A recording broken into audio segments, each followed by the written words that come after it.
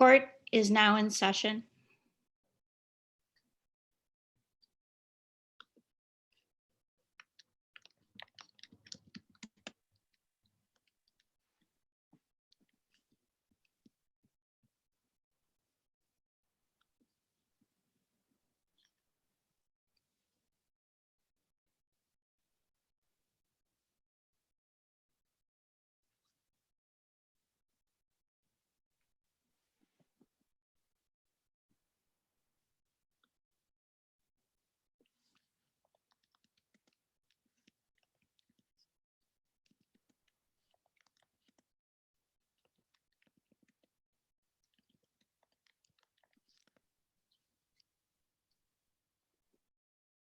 Chief Justice, you may proceed. Good morning and welcome to the 44th Nazi Mind mock Nuremberg trial. I am Chief Justice Ava Rosenau, one of the representatives of the Union of Soviet Socialist Republics. The Nuremberg trials refers to 13 military tribunals that took place in Nuremberg, Germany between 1945 and 1949 to hold the Nazis accountable for crimes committed leading up to and during the Second World War. Today's mock trial is based on the first trial at Nuremberg, the only one of the 13 that was an international trial, as all subsequent trials in Nuremberg, a city located in the American occupation zone, were carried out exclusively by American military tribunals. The historic International Military Tribunal, or IMT, came into being on August 8, 1945, when the United States of America, the United Kingdom, the Provisional Government of France, and the Union of Soviet Socialist Republics devised and signed the London Charter and Agreement. These documents provided the foundation for the procedures at the original Nuremberg trials, and they will provide the foundation for our trial today. The Charter outlines the rules and regulations for the trial, such as the fact the tribunal cannot be challenged and that the tribunal reserves the right to hold trial in absentia should the circumstances arise. Additionally, the Charter defined the 4 counts with which the defendants are charged. My colleagues will explain these indictments in more detail shortly, as well as explain why they were sent to participate by their respective countries. This morning, and in the 4 days following, you will hear the prosecution and defense of 6 of the 20 original defendants. And their cases were chosen because the issues presented in their cases are especially relevant today as we continue to struggle to prevent and to prosecute war crimes and crimes against humanity, consider the limits of free speech, especially hate speech, and struggle to reach agreements on how to curtail aggression. Our tribunal, as was true of the International Military Tribunal, is made up of representatives from the United States of America, the United Kingdom, the Provisional Government of France, and the Union of Soviet Socialist Republics. 2 panels of judges will hear the 2020 cases. Panel 1, the cases of Hermann Goering, Franz von Papen, and Julius Streicher, and Panel 2, the cases of Karl Dernst, Hans Frank, and Albert Speer. We will assess the arguments and evidence presented by the prosecution and the response from the defense and the defendant without bias, and come to a verdict for each indictment, keeping the rules of the Charter and our respective countries in mind. Be aware that the outcomes and evidence might differ from the original trials, as this is not a direct recreation. Next, Spencer Stein, one of the representatives from the United States of America, will discuss why his country chose to send representatives to this trial. Thank you. I'm representing the United States of America, who have decided to partake in the Nuremberg trials and persuaded our allies to do the same in order to bring key members of the Nazi regime to justice for their various crimes, among them significant war crimes and crimes against humanity. Despite my government's determination to keep the peace and our attempt to avoid future conflicts through various agreements, including the signing of the Kellogg-Briand Pact, the U.S. had to step in and halt the tragedies caused by the Axis' pursuit of aggressive war. Although we originally entered the war due to the bombing of Pearl Harbor by the Japanese, who were in fact Germany's allies, the crimes committed by the Nazis were too dreadful not to be addressed by all of the allies. Hundreds of thousands of our very own soldiers died due to the senseless acts of Hitler's regime. Millions more became victims worldwide because of the Nazis' violations of the Hague Convention and Geneva Conventions and their horrific disregard for people they labeled unworthy of life. Not only did all of these infractions lead to our avoidable place in the war, but they led to the creation of the Moscow Declaration, in which the US, along with the United Kingdom, Soviet Union, and Republic of China, agreed upon further steps to prosecute Nazi leaders for the atrocities carried out by the Axis throughout the war. Although the Nazis were considered enemies for the years preceding today's trial, the justices of the United States, along with our fellow allies, are committed to carrying out a fair trial for each defendant and expect prosecution to present evidence on the defendant's individual guilt in order to reach a guilty verdict. In other words, we will judge in accordance with our legal presumption of innocence unless proven otherwise. We hope these proceedings will lead us to final truth and clarity and help bring justice for every victim of the Holocaust and other destruction of life and property before and during World War II. Thank you, Justice Stein. Now, Jackson Ballard, one of my fellow representatives from the Union of Soviet Socialist Republics, will explain why we were sent to participate in these proceedings. The Soviet Union agrees to participate in the Nuremberg trials as our nation was forced by Germany into a war in which it did not want to partake. And in this war, the Soviet Union was forced to endure countless acts of German hostility and war crimes. Prior to September 1st, 1939, the Soviet Union took all possible precautions to avoid war. On August 23rd, 1939, in Moscow, German Foreign Minister Joachim von Ribbentrop met with Soviet Foreign Minister Vyacheslav Molotov. This meeting was an attempt by our country to avoid unnecessary bloodshed and preserve Soviet lives and resources. During this meeting, Minister Molotov and Minister Ribbentrop made a pact, officially known as the Treaty of Non-Aggression between Germany and the Union of Soviet Socialist Republics, which directly stated that our countries would not go to war with each other. However, despite all of the Soviet Union's attempts to avoid war, on June 22nd, 1941, Adolf Hitler launched Operation Barbarossa, invading the Soviet Union's territory, forcing our country into a war in which over 16 million people have been killed. Between 1941 and 1945, our people were subjected to countless acts of terror by the Nazis. Camps for Soviet prisoners of war were inhumane, lacking food, water, sanitation, and medical care. So inmates were dying every day from dehydration, starvation, and diseases like typhus that spread extremely quickly in the packed camps. Muslim and Jewish prisoners of war never even got to see these camps as they were shot on the spot. The atrocities carried out by SS, Einsatzgruppen, and Wehrmacht must not go unpunished. The Germans did not stop at mistreatment of prisoners of war, who were also subjected to slave labor, but also attacked unarmed citizens of the Soviet Union. Jews and ethnic Poles living in the Soviet Union were made the subjects of human experimentation by the Nazis.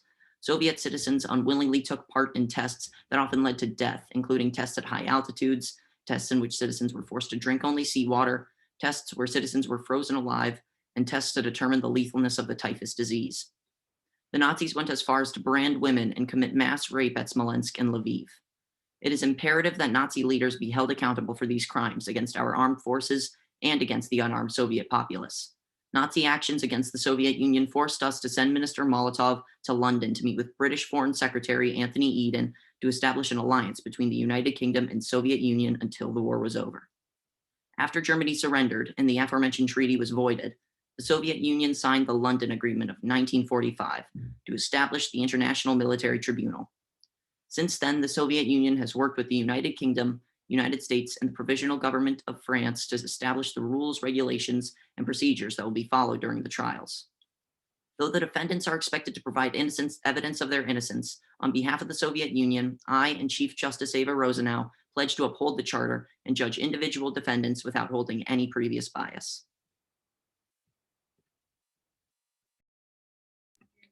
Thank you, Associate Chief Justice Ballard. Ava Pinto, the representative from the United Kingdom, will now speak on why she was sent here on behalf of her country. I sit before you as an embodiment of the United Kingdom. Back in 1938, my country made a final effort to appease Germany. In an attempt to avoid war at all costs, Prime Minister Neville Chamberlain agreed to the Munich Pact, which allowed Germany to invade the Sudetenland. Hitler did not respect this agreement and invaded the rest of Czechoslovakia only a few months after, proving to us the mistake we had made and making clear the ambitions of the Nazi regime to continue on a course of aggression and acquisition of territories in the East. Together with our French allies, we publicly stated that we would intervene if Hitler made any attempt to take Poland. Hitler again did not comply and triggered a global war by attacking Poland on September 1st, 1939. In response to Nazi aggression, the United Kingdom and France declared war on September 3rd, 1939, and remained in the fight until the liberation of Europe in 1945. While at war, we experienced many horrors, including the loss of lives we suffered during the evacuation of the British forces from Dunkirk. Our city suffered through terror from the skies caused by the Luftwaffe's Blitz bombing.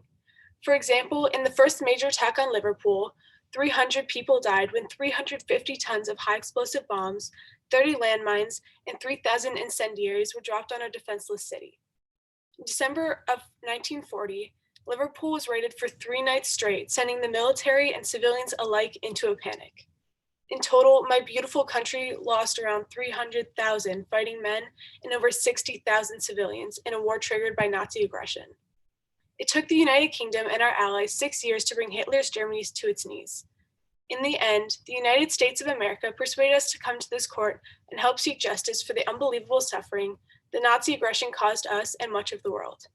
However, as a result of the London Agreement of 1945 and my country's legal traditions, we pledge to hold a fair trial according to which defendants remain not guilty unless proven otherwise by the prosecution. Thank you, Justice Pinto.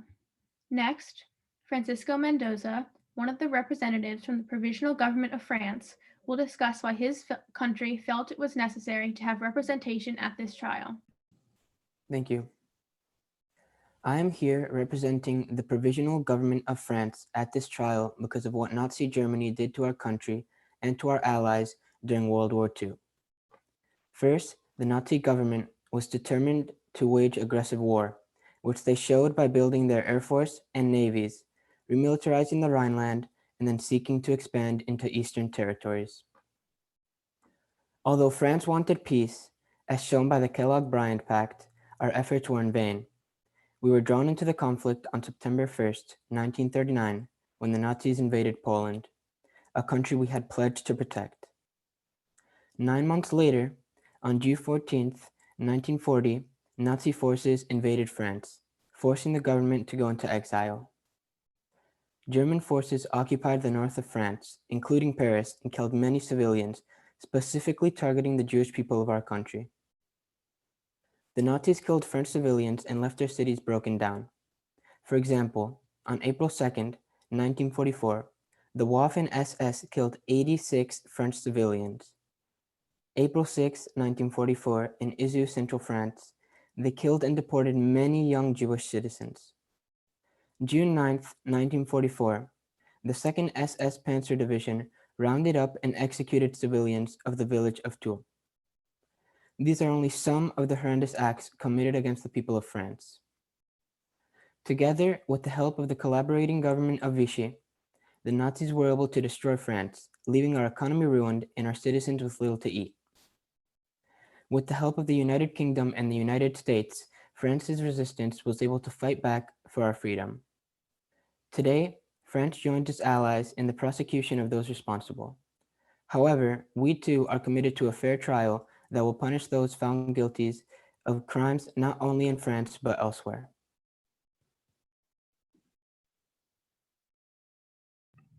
Thank you, Justice Mendoza. Now, Catherine Hubbard, another one of the representatives from the Provisional Government of France, will explain the first indictment that the defendants are being tried on, conspiracy or the common plan. The common plan or conspiracy is a preceding count to all other counts in the IMT and tries those who before May 8, 1945 were a part of the planning or setting a plan to commit any other count in the Charter. It was laid out during the London Agreement in Article 6 of the Charter. Defendants who are tried for this count are just as responsible for the planning that they did, as the executors are being charged for the carrying out of these plans. Those held accountable for this count are ones who meet any of the requirements listed hereafter. The intertwining of count 1 and all the other counts makes them heavily connected and reliant on each other. Count 1 is akin to crimes against peace. Count 2 for conspiring and preparing to break treaties and/or international agreements. This continues for Count 3, war crimes, when those contemplated and approved the carrying out of ill treatment of prisoners of war, the murder of one and/or many, devastations of cities, towns, and villages. Further, the common plan is applicable when one systematically strategizes for crimes against humanity, Count 4. This happens when in a country or any of their occupied territories in which persecution on political, racial, or religious grounds was present. It is also applicable when there is preparation to break the domestic law of the occupied countries. This count is also applied to those who lobbied for and recruited those to joining the planning of these preceding counts. Along with indirect participation, it doesn't exclude things that were never carried out. Defendants to be tried for conspiracy or the common plan today are Hermann Goering, Karl Dönitz, Hans Frank, Franz von Papen, Albert Speer, and Julius Streicher. Goering will be tried for Count 1 due to his part in planning or executing the 4-year plan, consolidation of money in the government, eliminating resistance, helping Hitler gain control, planning for aggressive control, and breaking the Treaty of Versailles.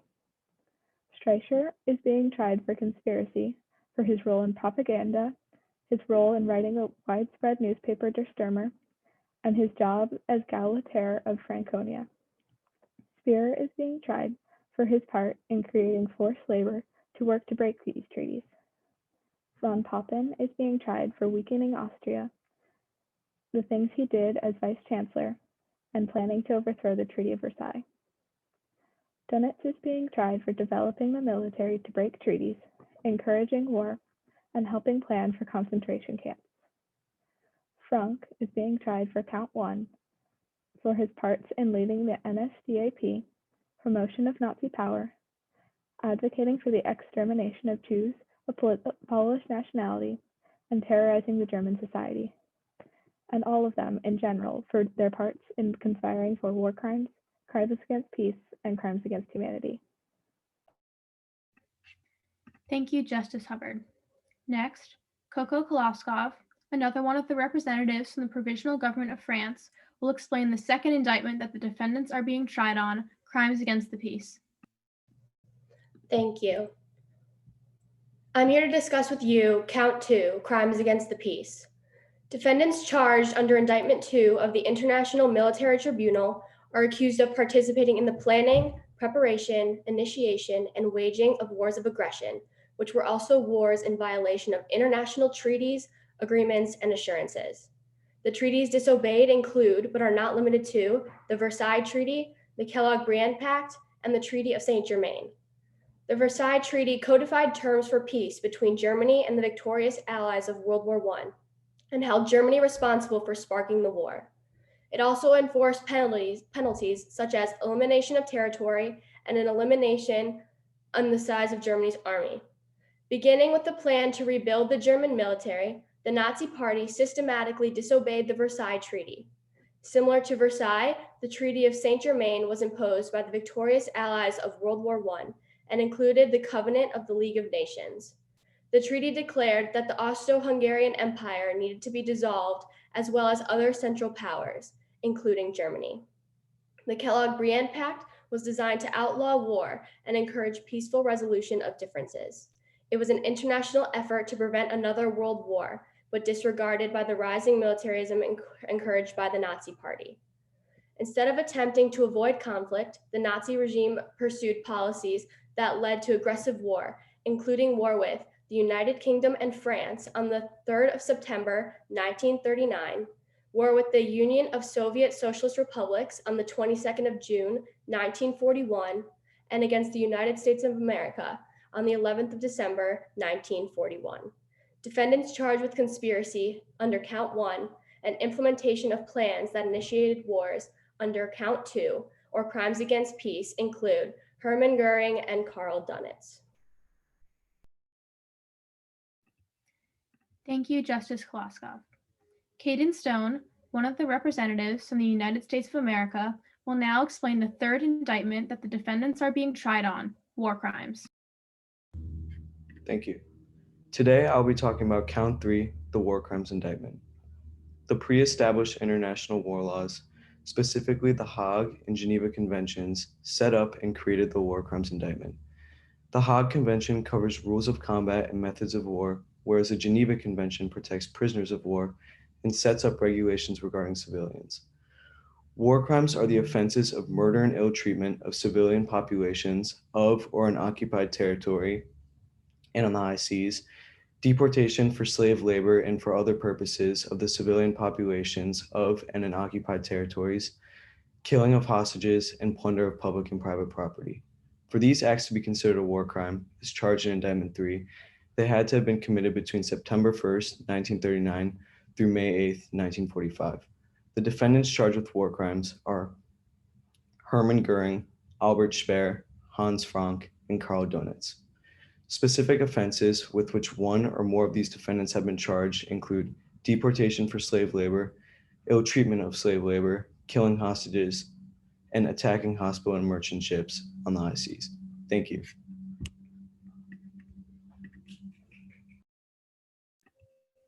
Thank you, Justice Stone. Elizabeth Box, one of the representatives in the Union of Soviet Socialist Republics, will now explain the fourth and final indictment that the defendants are being tried on, crimes against humanity. Thank you. Today I'll be talking about Count 4, crimes against humanity.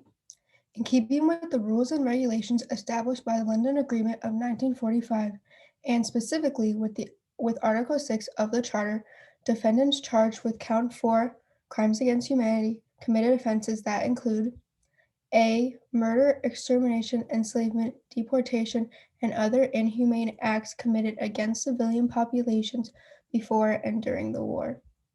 Specific acts include imprisoning such persons without judicial process, holding them in protective custody and in concentration camps, where they subjected such people to persecution, degradation, despoilment, enslavement, torture, and murder. B. Persecution on political, racial, and religious grounds in execution of and in connection with the common plan mentioned in Count 1. Any opponents of the Nazi government or anyone whose political beliefs or spiritual aspirations were deemed to be in conflict with the aims of the Nazis were persecuted. Jews in particular were deprived of their liberty and thrown into concentration camps where they were stripped of their belongings and ill-treated, tortured, starved, and finally exterminated.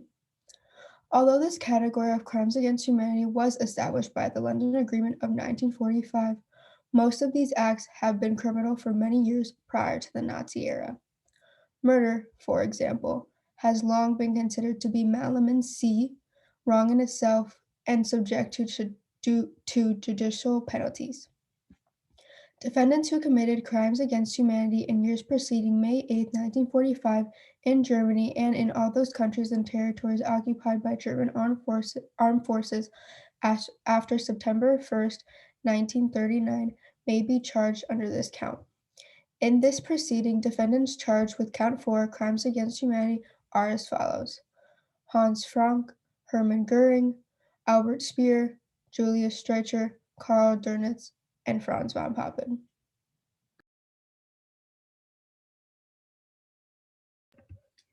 Thank you, Justice Box. We will now hear the pretrial motion on behalf of all defense, and I yield my position as presiding justice to my fellow Chief Justice Mendelson and Associate Chief Justice Ballard. Now the defense attorneys may begin their pretrial motion on behalf of all defense.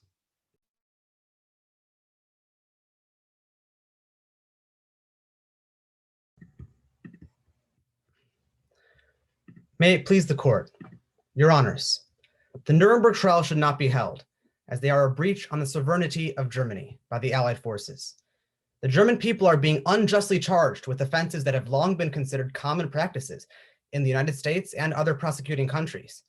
There are 4 reasons specifically that the trial should not be held. The first, the indictments charged against these German leaders should not be considered crimes. Second, even if they were to be considered crimes, the Germans would have had no way of knowing they crossed a moral boundary based on the countless precedents historically set by the Allies. Third, even if the Germans had full knowledge that these actions would be considered crimes, these were still justified actions necessary for the well-being of the German people.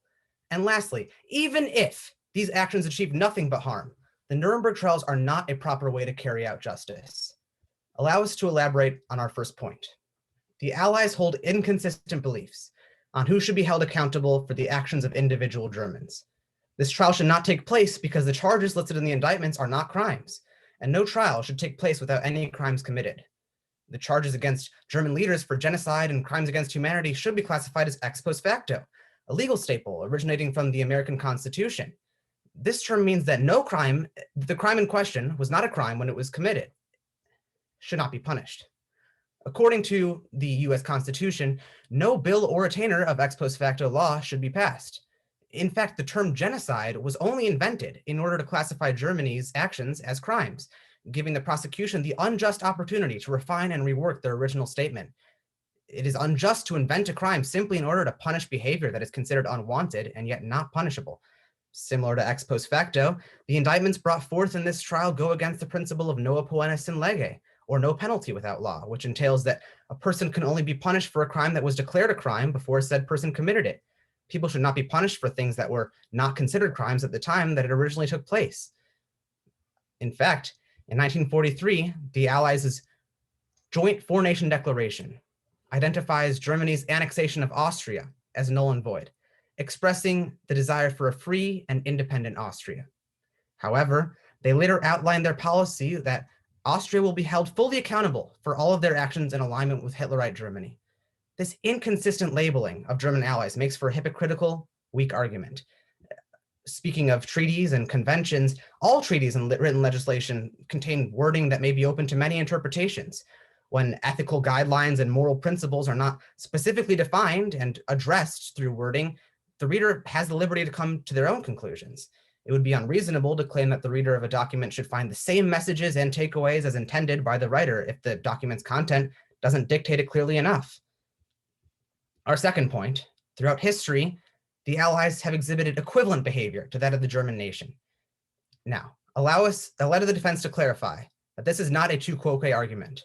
In no way is the defense claiming that because the Allies have consistently acted a certain way without being punished, then the Germans should get a free pass as well. However, the defense is posing this essential question. If these actions have been practiced to the point of normalcy and been excessively justified, why should Germans have known they were crossing a punishable line by following these precedents set by the Allies? Allow us to elaborate. The German nation treated their occupied property in accordance with traditional, normalized colonial standards. During the Anglo-Boer War, the British forces utilized scorched earth policy and concentration camps to tilt the battlefield in their favor, killing 4,000 women and 22,000 children under the age of 15 in the process. The British are not reasonably able to justify their own actions while punishing Germany for partaking in similar policies. In 1887, the United States pushed forward the Dawes Act, which forced Native tribes to adhere to federal rule instead of their own traditions. Your Honors, more importantly, it limited the size of reservations natives were forced to occupy, allowing the remaining land to be sold to the oppressors. This act contributed to the normalization of government treating their citizens differently based on their culture and roots, as well as relocating them in order to regulate that group. In 1892, the Plessy v. Ferguson case allowed for a segregation, a specialized treatment toward specific races to pass, as it was not considered unlawful discrimination. Germany and specialized precautions taken against the Jewish race follow that same ideology. The Korematsu v. United States case of early 1942 stated that forcing Japanese Americans to move to internment camps was a measure of safety for the United States, who claimed this allowed them to be secure from invasion. Leaders in the United States viewed this as a necessity in defense for their country. Lastly, the Buck v. Bell United States Supreme Court case of 1927 authorized the sterilization of people with mental illnesses and physical disabilities. This was justified to promote the health of the patient and the welfare of society. Germany held similar policies in this with the law of the prevention of the genetically deceased offspring created in 1933, which would serve as the grounds for what would later be labeled as eugenics. Moving on to our next point, everything Germany has done has been for the good of the German people. Some may question some of the actions made. However, Germany was not in full control of its territories and assets. The Treaty of Versailles left Germany powerless in serving its citizens. Germany's main priority during these times of struggle were peace and unity. Due to the problems caused by the Treaty of Versailles, the defendants were trying to maintain the welfare of Germany. They were not instigating discord. The defendants' willingness to make hard decisions represents their selflessness and how much priority they give to the well-being of the German people. Germany was unable to exercise full authority over its territories, assets, and citizens due to the Treaty of Versailles. The Allies left Germany defenseless against the possibility of mutiny. The Nazi Party offered a difficult yet necessary solution. They had to resort to the forceful control of their own citizens, specifically those who were seen as a threat to peace. German culture spread to other countries because of how appealing having a strong community was during times of hardship. However, no agenda was directly pushed onto any of these territories. In fact, according to a referendum held at the time, 99.75% of Austrian voters supported their annexation into Germany. The German leaders should not be punished for serving an enticing culture that spreads easily to those exposed to it. And now moving on to our next point.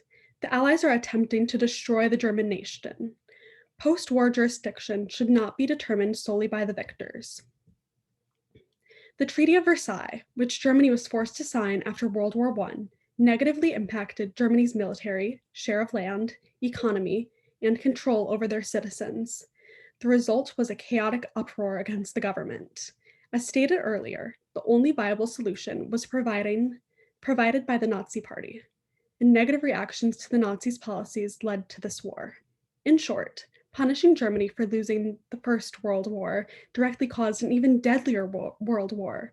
So why allow history to repeat itself by punishing Germany for losing this world war?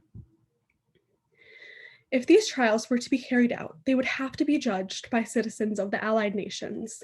These nations are Germany's enemies and have fought for years to destroy the German nation. The Allies have consistently spread falsehoods, repeatedly using their media to convince their citizens that Germans are inherently evil. Therefore, these citizens hold strong biases against Germany. They would not view Germany's position of defense in full clarity if chosen as jurors. The defense believes that no citizen of an allied nation is unbiased due to the teachings of their countries. Holding these trials cannot fix the damage of previous wars. It also cannot prevent future wars, as there will always be extremists who will choose to commit atrocities. For this reason, relying on these trials to signal a warning for anyone pondering genocide is foolish. Furthermore, it is unjust to punish the Germans just so they can be used as an example to discourage others. People should only be punished if they committed a crime. Additionally, when the Soviets invaded Poland in 1939 after signing a non-aggression pact, they were not questioned. The Allies are charging Germany with conspiring to wage aggressive war. The Soviet Union took the same actions as Germany, but they were able to justify them, while Germany was only blamed. The only reason the Soviet Union is not facing the same consequences as Germany is that the Allies won the war.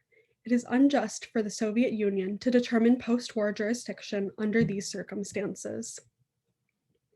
In conclusion, the Nuremberg trials should not take place for several reasons. Firstly, the Allies hold inconsistent beliefs on accountability and who should be held responsible for the actions of individuals. This trial isn't necessary as no crimes were committed. Secondly, the precedents and justifications set by the Allies led Germany to believe that they were able to justify their actions as well. Next, everything Germany has done has been for the well-being of the German people and community during a time where they had little control over the country. Also, post-war jurisdiction should not be determined solely by the victors. And finally, throughout history, the Allies have forcefully attempted to destroy the German nation. This trial will put the entire world in a new level of crisis. Therefore, the trials should not take place. Thank you, Your Honors. The prosecution may now present their response.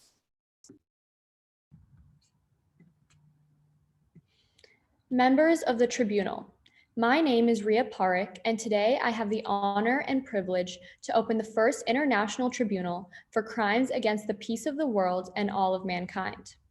As nothing more than citizens of the world, it is our duty and responsibility to punish those responsible for committing crimes endangering humanity.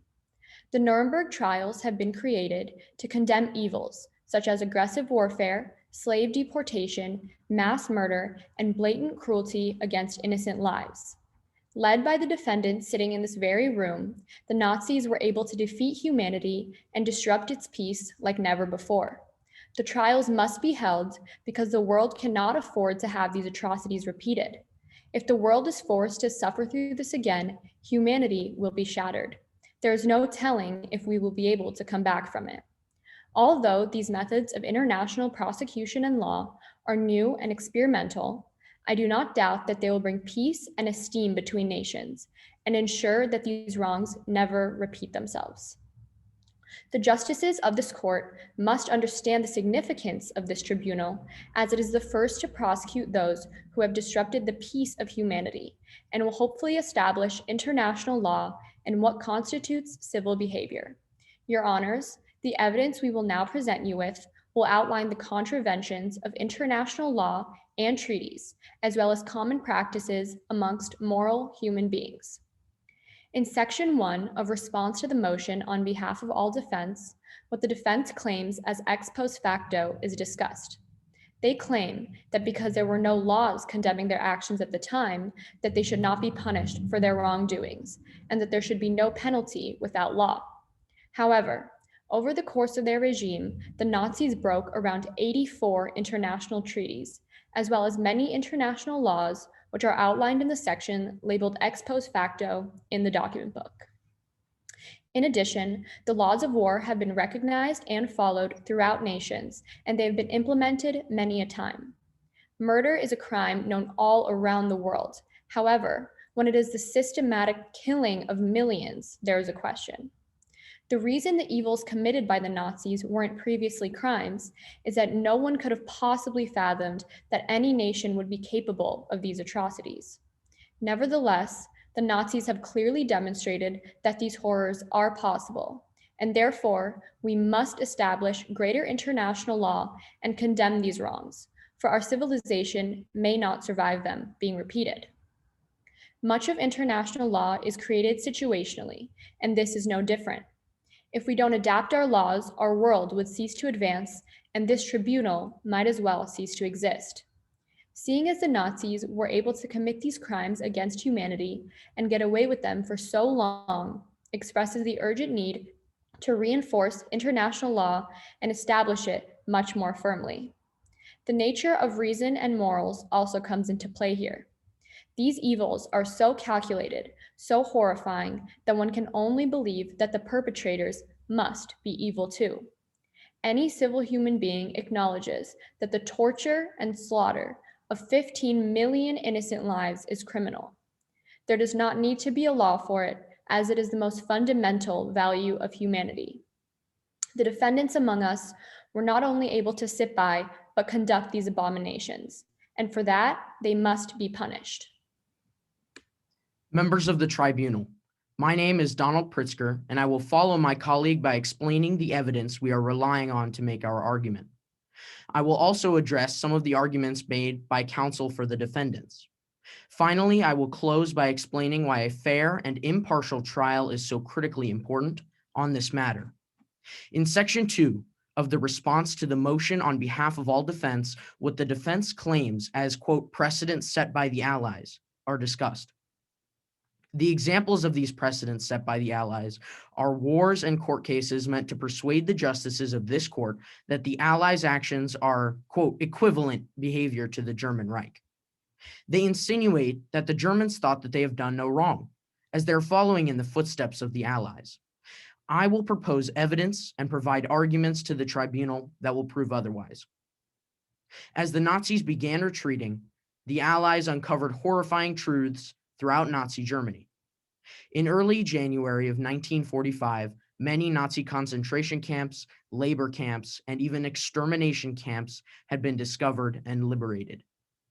In these camps, prisoners were shot, poisoned, tortured, and forced to perform hard slave labor. On those days, evils were uncovered, unlike anything the world has ever seen. The deliberate and systematic killing of a large number of human beings living inside their borders peacefully because they belong to a certain nation, religion, race, or ethnic group. Evils that the Nazi leaders themselves were afraid of outsiders finding out. I would like to point to the document book, the first document under the section labeled Precedents. This is a picture of a bonfire with records from the camp burned and illegible. In addition, a leading member of the Nazi Party and German government delivered a speech on October 4th, 1943. In this speech, Heinrich Himmler mentioned multiple times that it was imperative that the Nazis responsible for the atrocities committed against the Jewish people must never be spoken of to outsiders. This is an example of what's called consciousness of guilt. Let me ask this question. If the defense was unaware that they were committing evils surpassing any precedent before them, why did they hide the evidence? This proves that the Nazis themselves know they are guilty of a crime worth hiding. Now, I would like to discuss the ruling on the United States Supreme Court case Korematsu v. United States. The defense claims that their actions are justified because the concentration camps in Germany were equivalent to the internment camps in the US. That is wrong. The ruling on this case to force Japanese Americans, citizens of the United States, out of their homes into camps on the West Coast in the interest of national security is wrong. I will not speak out today and defend such an action. However, I would like to make two distinctions. First, this decision was highly criticized and is still highly criticized by the American people. The court decision was a 6-3 split. The dissent correctly explains that the case that involved stripping citizens of their rights for the interest of national security is automatically suspect, even during a war. But there are more differences. The German Reich not only has no remorse for detaining the Jewish Germans and other minorities, but they have also massacred their people in secluded camps, in mass graves, where their bodies will never be given a proper burial. The actions of the German Reich are unprecedented. And so in this court today, we must make an example of men who killed millions of men, women, and children for their own sadistic, wicked, and ungodly agendas. Otherwise, we will set a precedent going forwards that men who violate natural law by torturing and exterminating millions and by tearing spouses from each other and parents from their children, that these men will go unpunished. However, despite the circumstances and vile actions of the defendants, they are entitled to a trial. I will now move on to discuss why this trial is appropriate. The Charter of International Military Tribunal outlines this procedure that the trial will follow to ensure fair trial for the defendants. The Charter guarantees the defendants, attorneys, the right to conduct their own defense before the tribunal, have assistance of counsel, and other rights ensuring due process.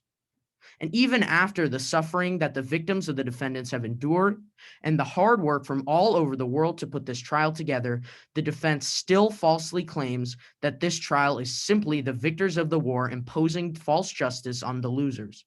That notion is a slap in the face to the justices of this court and the millions who have lost brothers, sisters, sons, and daughters to the war that was started and exacerbated by the German Reich, and an insult to humanity.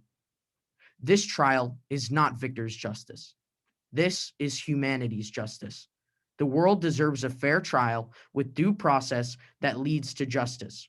That is what we seek, no more and no less. Section 4 of Response to the Motion on behalf of all defense addresses the nation's sovereignty. Although every nation has been entitled to its own sovereignty, this is an anomaly. We have never before seen the destruction of humanity and order in the way we have seen it today. No nation was ever thought to be capable of the sins the Nazis have committed.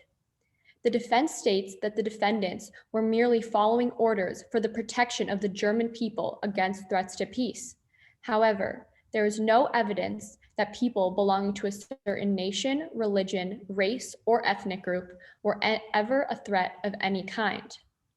The Nazis made the German people believe that what they were doing was for the betterment of the nation, when in reality, their actions were self-serving. The Nazis wanted to create a superior race on the basis of false science. To create this so-called superior race, they had to annihilate all Jews to create Lebensraum, or a living space for Germans of pure blood. They enticed the German citizens by saying those with pure blood were a master race, and therefore they gained supporters. However, race science and the idea of a superior race are all false. The defense expresses that the German culture was enticing and that no agenda was pushed onto any territories. Yet, the Nazis invaded Western Europe in May of 1940, and this conquest brought hundreds of thousands of Jews under German control. Germany attacked with full force, and these countries were forced to surrender and conform to the regime. Remember, this was imposed on them. It was never a choice. Members of the tribunal, I appreciate the time and attention you have given to this matter. There are 3 points of utmost importance that I want to emphasize. First, the Nazis committed atrocities by exterminating, torturing, and experimenting on disfavored groups. Second, no actions by the Allies were remotely equivalent to the horrors the Nazi regime committed. Third, the Nazis' appetite for swallowing independent nations violates the norms of a free world. Your Honors, the evidence is clear. Even after considering all the facts with any sympathy we can find for the defendants, crimes of an inhumane nature have been committed against humanity. If we do not make a statement here, others will feel free to repeat those crimes in the future. I ask that you prevent that from happening. We ask for nothing more than a fair trial because only justice will help the world prevent this from repeating itself. Thank you for considering this motion. Now, any justice may direct questions toward either the defense or prosecution.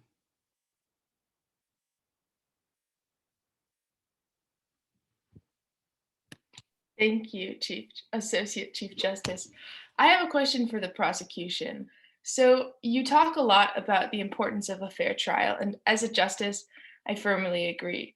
However, I do wonder a little bit about the biases that we as justices may hold, considering each human cannot be absolved of bias.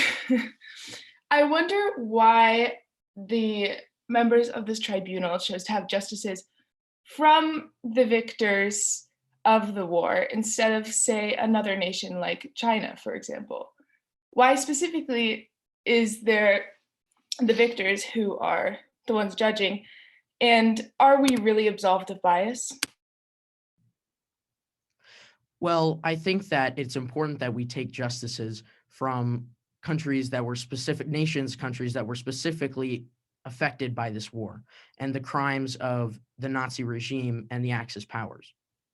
I think that it would be unfair to take a justice from a nation that has not felt the full gravity of the situation at hand. And it is important that we take justices that are able to really understand what's going on here and know personally what the Nazis have done and what crimes they've committed. I have a question for defense. So you claim that all treaties and written legislation may contain confusing wording that allows for different interpretations. Can you clarify this by explaining what exactly was not clear and in what written legislation or treaty? Your Honor, that argument was a blanket statement that applies to all treaties in order to cancel out any backlash and claim that the treaty was perhaps too clear or stated directly otherwise to the actions of the German people. In terms of all treaties, many of them were often considered invalidated by the German nation, specifically because nations that took part in them, such as the Non-Aggression Pact of the Soviet Union, that was invalidated by the Soviet Union themselves with their invasion of Poland, and the Nazis treated it as such.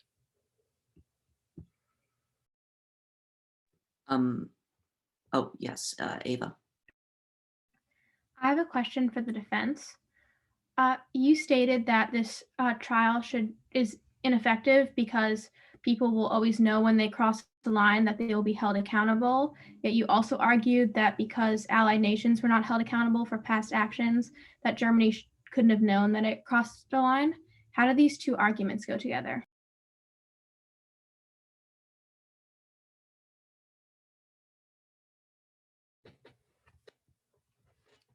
The defense would claim that because the German, these are two separate points.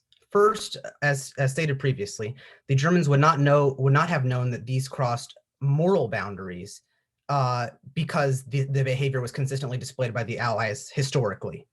Obviously, there's inherent guilt that comes with anything that may not sit well with the executors of these actions.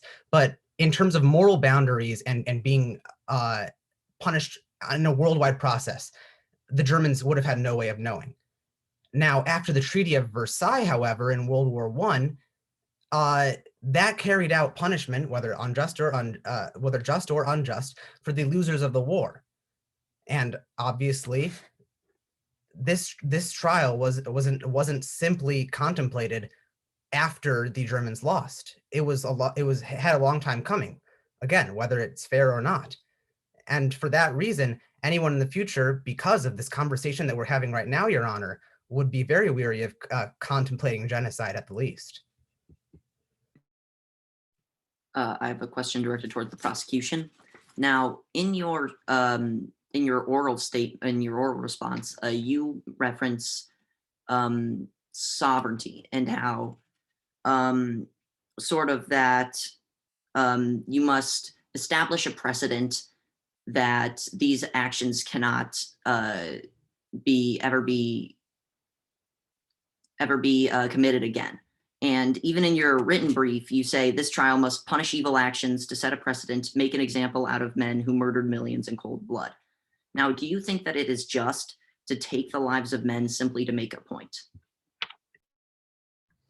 Of course, it is not just to take the lives just to make a point. However, these lives were taken in cold blood. And if we do not advance and adapt our laws for the future, this will continue to happen and people will be murdered in cold blood.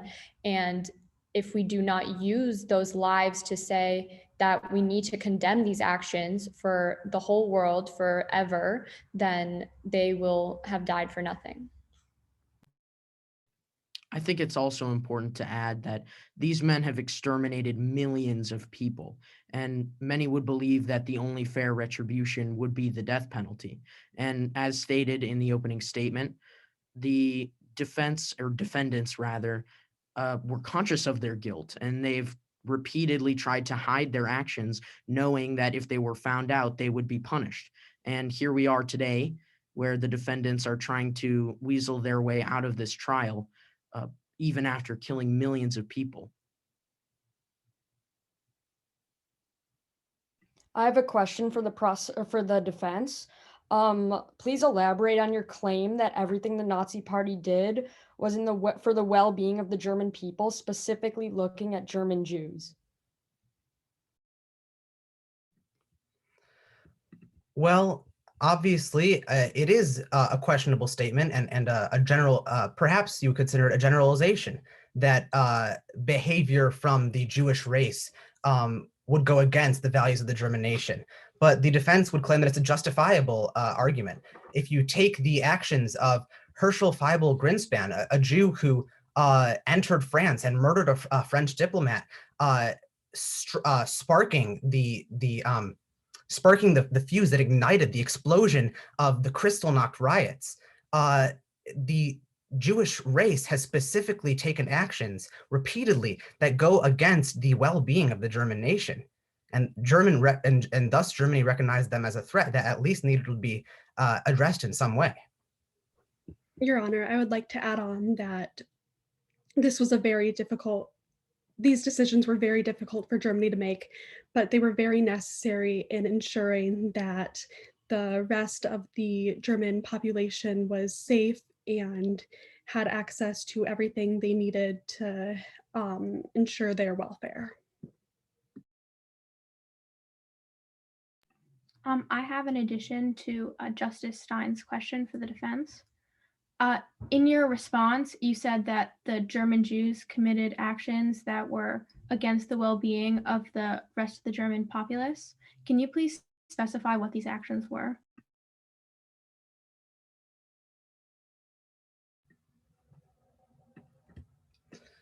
Well, as stated previously, there's the action of Herschel Feibel Grinspan, and as well as the refusal to there might not be specific actions stated by specific Jews, at least not as obviously as Grinspan, but the Jewish populace in general, yes, this is a generalization, their beliefs, their mindset rather, goes against the values that the German nation holds so dear.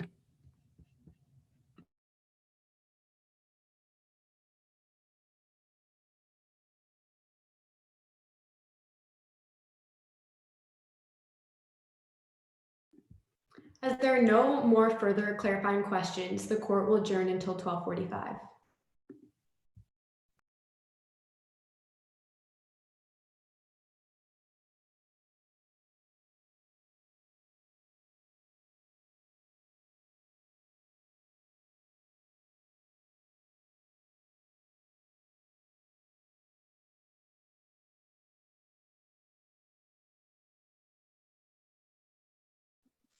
Just to clarify for all attendees and students, court will start again at 12:30.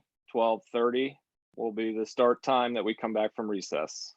Thank you.